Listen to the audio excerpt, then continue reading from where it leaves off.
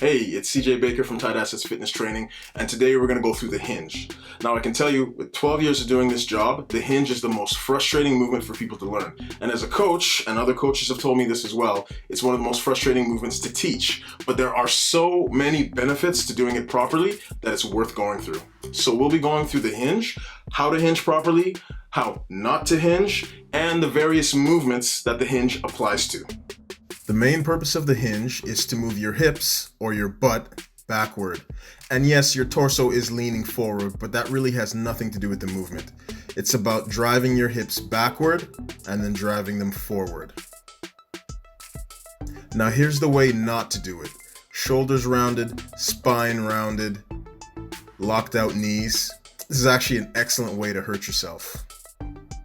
And we generally want to stay out of this kind of position. So let's take a look at the right way to do it again. Okay, drawing the hips back and then bringing them forward. Getting a big hamstring stretch at the back end and then a strong glute contraction at the front.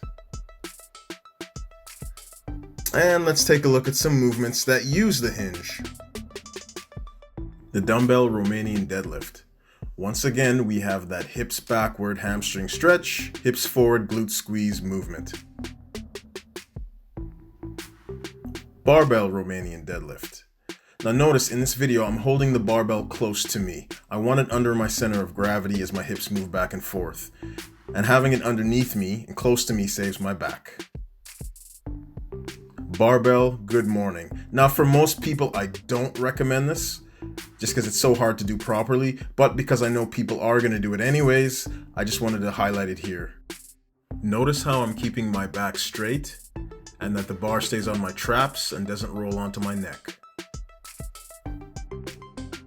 The kettlebell hip swing. This is a great movement for hamstring, glute, and low back strength, as well as power production. The kettlebell clean. And this is actually one of my favorite movements to do. It's full body, and once again, you can work on either strength or power production, depending on how heavy the bell is. And the kettlebell snatch. Once again, full body, utilizing the hinge. You can work on power production or strength, depending on how heavy that bell is. And that's it for the hip hinge. We hope you found this video helpful. While you're here, hit that subscribe button and check out the rest of the content that we have for you on this channel.